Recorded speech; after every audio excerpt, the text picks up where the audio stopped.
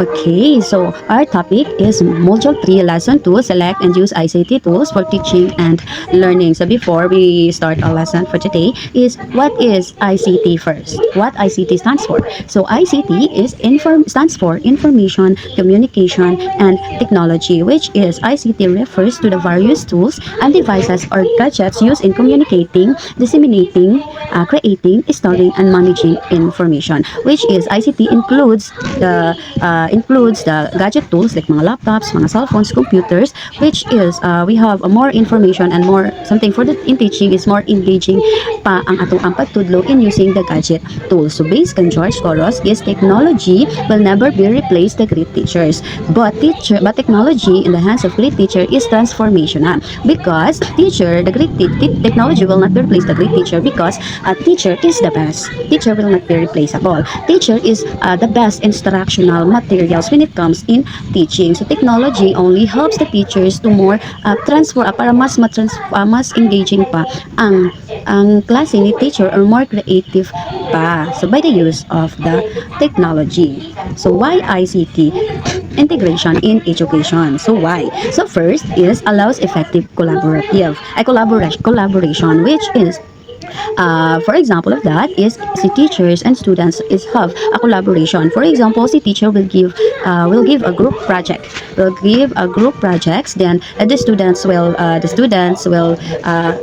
use the technology to gather information. So there is a collaboration with teachers and the teacher and the students. So second is easy processing of information. So easy processing information, which is the teacher can access information through internet, of course, through internet to understand the lesson better. So through through visual mga videos, so students will easily understand the lesson well. So or they can learn more or they can learn fast, or para sa ilaha is processing information by through technology is mas clear ang ilahang understanding sa lesson. So third one is allows creativity. So allow the students and teachers to collaborate. Allow the teachers to collaborate to have a more effective and engaging. For example, is teacher will give instruction for the students that magbuhat sila og kanang something presentation using the PPT. So there is a creatively sa mga they make creative by their own using the gadget tools or the PPT. So para mas ma-unique pa ang ilahang mga buhaton nga mga projects. So 4 is allow easy showing of resources, of course. Showing resources. For example, teacher can quickly present videos, slides, images, and online materials during sa lessons instead of bringing books. Instead mag-uklab siya og libro or mga charts is internet can be shown at tanan sa internet is naana siya mga resources dito nga makatabang sa mga bata nga dali ra kaayo ma-visualize sa mga bata like mga reading stories. So in a reading stories instead ng books ang gamiton is pwede na videos ang ilahang lantawon and of course more engaging sa mga bata og dali po nila masabtan og ilahang yung malantawan ilahang ma-visualize ang lesson. So last is effective accessibility to resources. Of course, you are going to gather information or mga resources instead of matuto ka og library or sa mga textbooks nga mga references or kanang mga gusto ka og mga information about that lesson is mas daghan siya sa internet. I-compare nimo sa mga libro nga gamay ra kayo, pero ang internet is naman lang ka og AI daghan na din kay dito iyahang mag-gather nga mga information. So okay, no? So by the ICT tools is naa siya daghan nga ginagamit. So are you familiar with this image? Okay, so this is the QR code, which is the QR code is we use this for mas dali ang access nato nga dili na ta malangay pa o dili na ta daghan pa kaayong mga agian. So by using this by the use of the QR code is maka-access ka og mga information and it helps a lot sa taon, no? So using mobile phone in QR code. So now what is QR code? So QR code is QR code was developed by the Japanese corporation, the Denso Wave, in 1994, which is QR code stands for quick response. So, quick response. So, pag quick response, then allow reader to decode information at a high rate of speed by using the QR code. In the Japanese country, is ginagamit nila is QR code. For example, ilahang kanabito nasa mga groceries. Ang ilahang mga pouch sa mga groceries is inaano na siya QR code. They put QR code so that ilahan na lang i-scan, so the information about that product, the price, the expiration date, all information that you want to know about the product or you want to buy that product is i-scan lang nimo to, then makita na dayon nimo ang mga information. So ingana ka kung ano ka, so that is the quick response.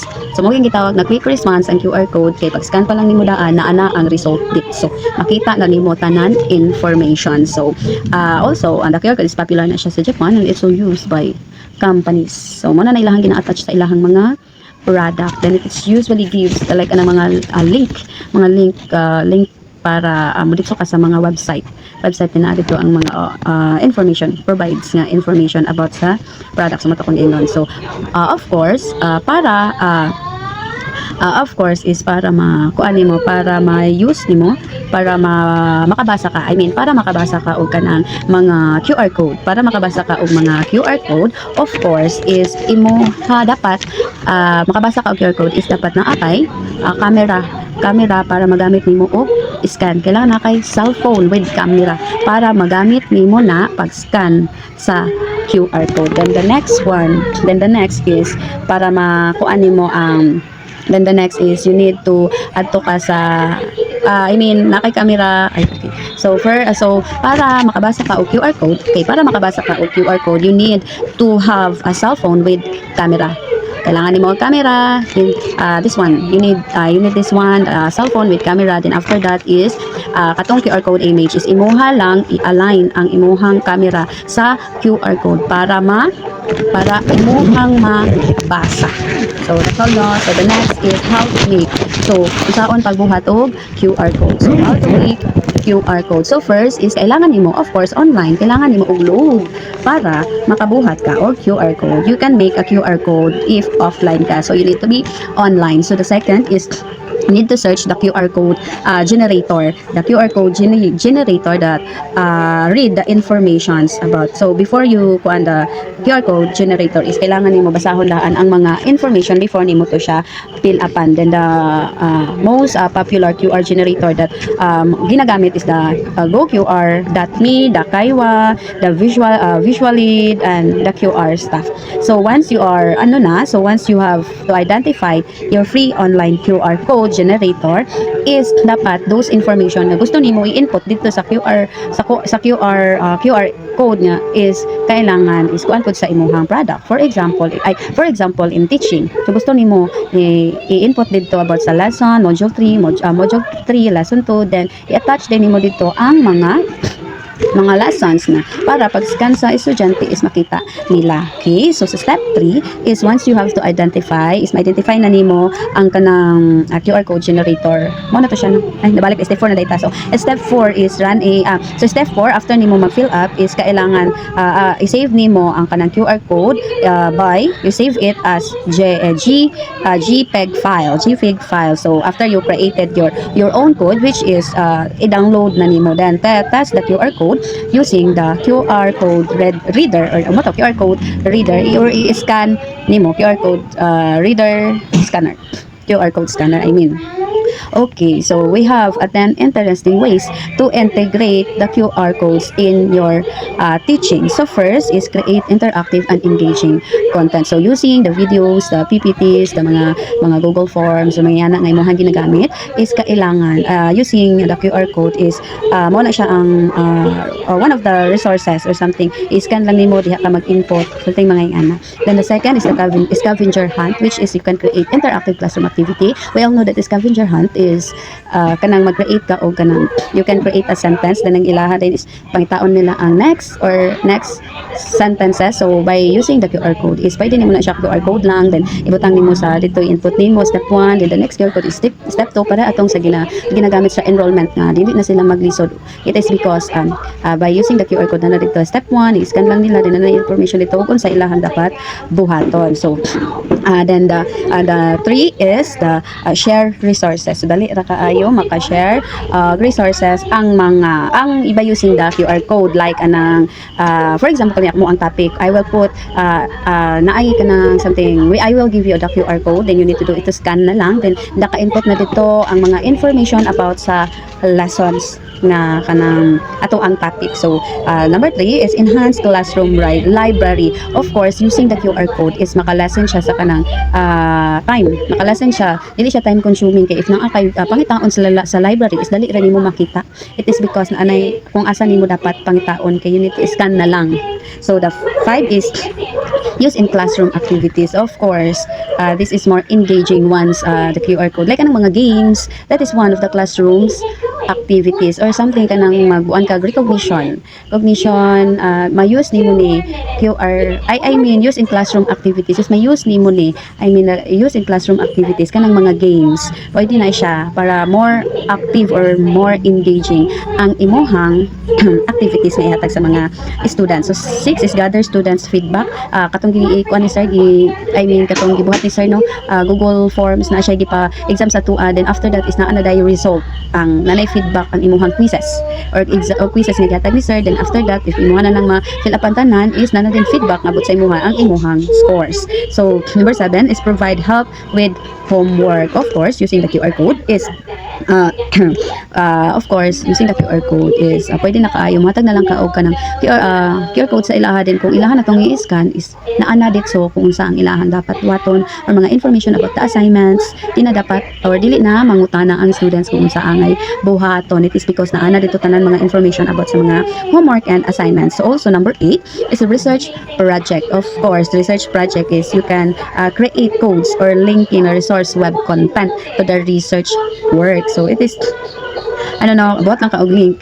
So buhat lang ka og link by then mutakad QR code if i-scan na nila di na dayon mo result, diba? Dali ra kaayos tanan. So 9 is communicate with parents or partner. So nakabantay mo atong sabihin na abatoy project sa Cagayan nga sa to ilahang tawag oy Cagayan ba to nga nang asilay ka ng machine ba to or scanner na lang which is i-scan sa estudyante, which is nay ID ang mga estudyante nga i-scan na lang sa machine ang lahang ID is na QR code. So the machine will the machine will read the QR code sa ilahang ID, then pag mabasa to niya na dayon mo text sa ginikanan nga naka-time in or naka-eskwela or nakasulod na imuhang anak anang orasa. So that pwede siya ma-apply sa sa ID lang nga sa eskwelahan. So use lang sa QR code pwede nimo i-put sa imuhang kuan.